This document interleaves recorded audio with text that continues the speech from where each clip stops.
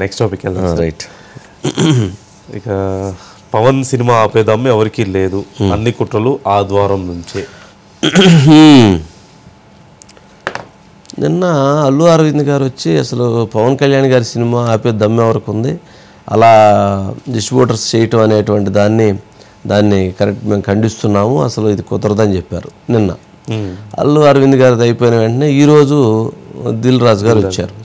ఆయన వచ్చి అబ్బే అసలు సమస్య లేదు, ఆయన సినిమా ఆపే దమ్మె వరకు ఉంది, ఆయన మా దేవుడు, ఆయన మా ఇంద్రుడు, మా చంద్రుడు, మాకు అని చెప్పని ఆయన స్టైల్లో ఆయన చెప్పారు.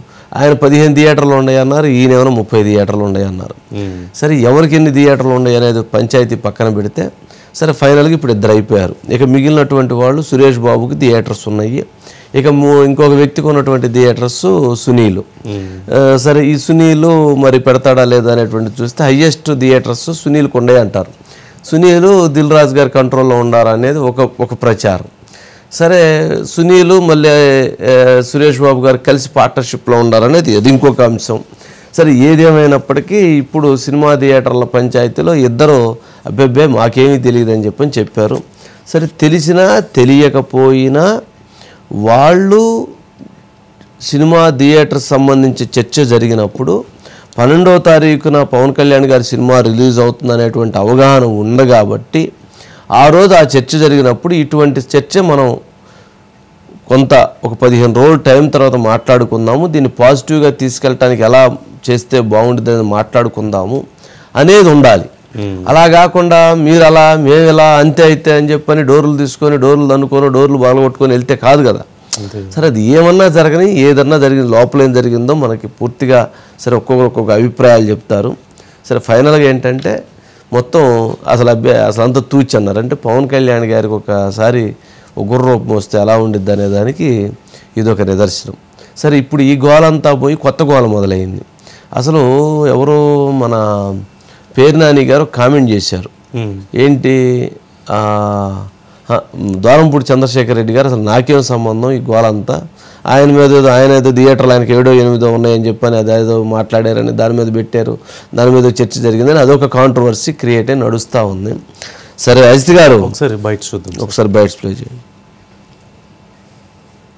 లేకుండా ఆ రోజు మేము అశ్వత్ గారి సినిమా వస్తుంది, దానికి కాస్త రేట్స్ ఇప్పించండి అని చెప్పి అడగడానికి అప్పుడు ఆయన హింట్ చేశారు, చంద్రబాబు నాయుడు గారిని కలిశారా మీరు, ఛాంబర్ తరఫున వచ్చి కలవండి.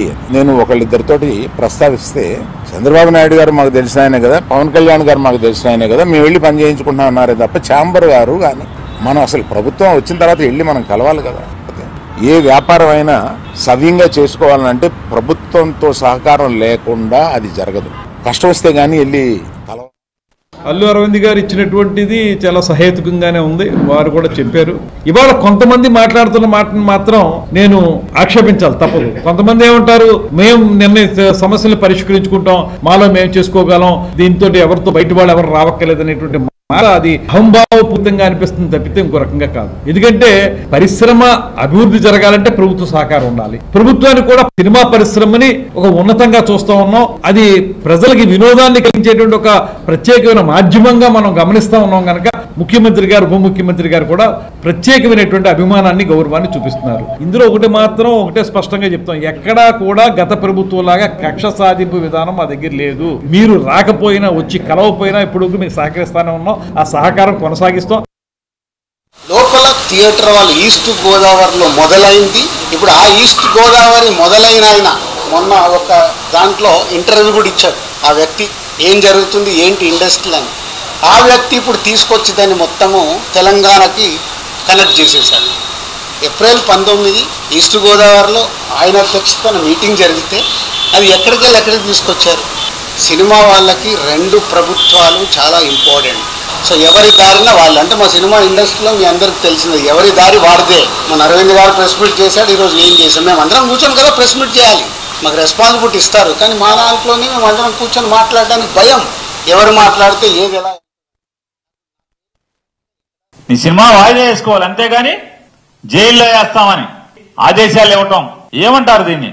మీరు గనక సినిమా ఆపితే జూన్ 1వ తారీఖు మీ సమస్యల కోసం సమ్మె చేస్తే జైల్లో వేస్తాం, తర్వాత చేసుకోండి సమ్మె సినిమా ఎత్తేసాక. ఈ రాబోయే ఫ్లాప్ సినిమాకి మళ్ళీ జైల్లో వేస్తాం, ఆ వేస్తాం. ఓకే, ఐసి గారు డిసైడ్ చేశారు.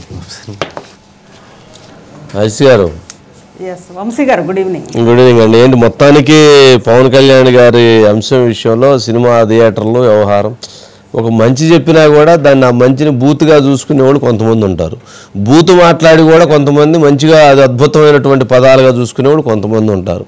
ఇప్పుడు వైఎస్ఆర్సీపీ పార్టీ నాయకులు మరి పేరు నాని గారు మరి ఆ రోజు జరిగినటువంటి అంశాలను ఆయన చాలా సమర్థించుకున్నారు. జగన్మోహన్ రెడ్డి గారి దగ్గరికి వీళ్ళందరూ వచ్చి క్యూ కడితే అవును వాళ్ళు గౌరవం కలిసినప్పుడు మీరేంటి అట్లా మాట్లాడుతున్నారు, ఆ రోజు ఆయన అట్లా మాట్లాడాడు, ఈ రోజు ఆయన ఇట్లా మాట్లాడుతున్నాడు. ఆయన ఏం చెప్పాడు పవన్ కళ్యాణ్ గారు, మీరు ఇక నుంచి వ్యక్తిగతంగా వద్దు, మీరు ఏదైనా ఉంటే సినిమా పరంగా మీరు అసోసియేషన్స్లో మీ సంఘాల ద్వారా వచ్చి మాట్లాడండి, మేము ఇండస్ట్రీకి అండగా ఉంటాం, వెనుదన్నుగానే మేము పనిచేస్తాం అని చెప్పారు. కానీ మీరు వెన్నుపోట్లు పడవద్దు అని చెప్పారు. అంతేగా చెప్పింది. రిటర్న్ గిఫ్ట్లు ఇచ్చారు, మీరు అట్లాంటి వద్దని చెప్పారు. అంతే కదా, దానికి ఏముంది. ఏదైనా సరే గోడుగుడ్డు మీద ఏకలు ఎలా బేకాలనే దాని మీద మాత్రం చాలా శ్రద్ధగా కొంతమంది పనిచేస్తూ ఉంటారు. ఏమంటారు ఐసి గారు? వంశీ గారు అసలు ఆ రిటర్న్ గిఫ్ట్ను కూడా స్వీకరిస్తున్నా, చాలా మీరు ఇచ్చే రిటర్న్ గిఫ్ట్ను కూడా నేను స్వీకరిస్తున్నాను, ఇచ్చినందుకు కృతజ్ఞతలు అని చెప్పారు వంశీ గారు, పవన్ కళ్యాణ్ గారు. ఎస్, అంటే ఆయన ఏం దీన్ని సీరియస్గా తీసుకోవాలా వీళ్ళ బెదిరింపుల్ని. ముఖ్యంగా అంటే ఇక్కడ ఒకటి ప్రధానంగా తూర్పుగోదావరి జిల్లాలో ఇది స్టార్ట్ అయింది వంశీ గారు. దిల్ రాజు గారే స్వయంగా చెప్పారు. అక్కడ తూర్పుగోదావరి జిల్లాలో ఎక్కువ సంఖ్యలో థియేటర్స్ ఓన్ చేసుకున్న వ్యక్తి వైఎస్ఆర్ కాంగ్రెస్ పార్టీకి సంబంధించి ద్వారంపూడి చంద్రశేఖర్ రెడ్డి గారికి, ఆయనకి ఎక్కువగా థియేటర్స్ ఉన్నాయంట. ఆయన ప్రెస్ నోట్ రిలీజ్ చేశాడు కదా, నాకేం సంబంధం లేదు, దోవనబోయే పత్యాపారం అంతా నాకు తగిలిస్తారని అంటున్నాడు ఆయన. కాదు వంశీ గారు, అంటే గతంలో బియ్యం రైస్ మాఫియాకు కూడా నాకు సంబంధం లేదనే చెప్పారు కదా వంశీ గారు. దేంట్లో ఆయనకు సంబంధం ఉందని చెప్పారు, కానీ ఆ థియేటర్స్ కి సంబంధించి రైస్ లాబింగ్ ప్రత్యక్షంగా అయితే ఆయనకి లేదు, ప్రత్యక్షంగా వాళ్ళ తమ్ముడు వ్యాపారం జరిపారు, కానీ ఆయన అయితే ప్రత్యక్ష పాత్రధారిగా కనపడాల ఎంక్వైరీలో. అవును వంశీ గారు, కానీ ఇక్కడ థియేటర్స్ అయితే ప్రత్యక్షంగా ఆయనే ఓన్ చేసుకొని, అంటే వాళ్ళ కుటుంబం చేతిలో వాళ్ళ సొంత థియేటర్స్ ఉన్నాయి వంశీ గారు మొత్తం తూర్పుగోదావరి జిల్లాలో. అలాంటి సమయంలో ఆ థియేటర్స్ కు సంబంధించిన వ్యక్తి వచ్చి మనకు అసలు ఇక లాభం లేకుండా పోతుంది, ఎగ్జిబిటర్స్ కి మొత్తం కూడా లాభం వస్తుంది, ఇప్పుడు అర్జెంటుగా పర్సెంటేజ్లా లేదా టికెట్లు వీటికి సంబంధించిన సడన్ గా తూర్పుగోదావరి జిల్లాలో ప్రారంభమైన సమస్యని తెలంగాణకు కూడా తీసుకొచ్చి అంటించారని స్వయంగా దిల్ రాజు గారే చెప్పారు వంశీ గారు ఇప్పుడే కొద్దిసేపు. అంటే వీళ్ళే అక్కడి నుంచి మొబిలైజ్ చేసి ఈ సమ్మె అనేది వీళ్ళే తీసుకొచ్చారు. ఈ సమ్మె వీళ్ళు ఎందుకు తీసుకొచ్చారో అందరికీ తెలుసు. అంటే మనం చెప్పింది కరెక్ట్ అయింది. అయితే జెండా ఎజెండా ఏదో ఉండుండేది దీని వెనక అనేది కనపడుతుంది. చెప్పండి. అంతకు ముందు వైఎస్ జగన్మోహన్ రెడ్డి గారి ప్రభుత్వంలో కరెక్ట్ గా భీమ్లా నాయక్ సినిమా సందర్భంగానే టికెట్లు పెంచారు వంశీ గారు. ఆ టికెట్ అది మరి దుర్మార్గంలేండి. అది కూడా అసలు పెంచారా లేదా, ఇది ఎంత పెంచారు, పెంచి అమ్ముతున్నారా, ఒకవేళ పొరపాటున ఏమైనా తగ్గించి అమ్ముతారేమో, దానికి సంబంధించి మొత్తం కూడా ఆర్డీఓల్ని అందరిని ఆ గేట్ దగ్గర పెట్టి ఆ థియేటర్ తలుపు దగ్గర వంశీ గారు మొత్తం ఆర్డీఓ పెట్టి కింద మీకు విజువల్ ఒకటి వస్తుంది. చిరంజీవి గారు జగన్మోహన్ రెడ్డి గారి ఇంటికాడ గేటు బయట దిగి లోపలికి ఎంట్రీ అవుతుంటే లోపల ఇంకో గేట్ అడ్డంగా ఉంది. ఇటు రావాలి ఇటు రావాలని అడుగుతున్నాడు. పాపం మెగాస్టారు పద్మవిభూషణుడు వస్తా ఉంటే ఎవరైనా గేట్ కాడికి వెళ్ళి రిసీవ్ చేసుకొని తీసుకొచ్చుకుంటా ఉన్నారు. పాపం మళ్ళీ అది ఆడ కనపడితే ఏమైందని చెప్పి ఆయన మాస్క్ కూడా పెట్టుకున్నాడు, మళ్ళీ సరిగ్గా కనపడకూడదని ఉద్దేశంతో. సరే అప్పుడు కోవిడ్ టైం కదా, సరే మొత్తానికి ఆ గేట్లు తెరుచుకున్నది చూడండి. పాపం ఆయన ఆ గేటు తెరుచుకొని సెక్యూరిటీ వాడు ఇంకా చెక్ చేసినట్టు ఉండేటట్టుంది, అది కనపడలేదు. ఆ ఫోన్ కూడా తీసుకున్నాడో ఏమో పాపం అయింది. సరే ఆయన ఎత్తుక్కుంటూ వస్తున్నాడు. ఆడెవడన్నా బయట ఉండి రిసీవ్ చేసుకోవటం, కనీసం రాండి అని చెప్పడం ఏమీ లేదు. ఆ మర్యాద ఎక్కడ, ఈ మర్యాద ఎక్కడ, ఏందోలేండి ఇవన్నీ అసలు. అబ్బా, అప్పుడు కూడా పేర్ని నానినే మాట్లాడారు వంశీ గారు, ఏమన్నా పెద్ద ఇవి వెయ్యాలా లేదంటే రెడ్ కార్పెట్ వెయ్యాలా. మొత్తానికి పేరు నాని గారు మాత్రం 4 PhDలు చేశాడండి.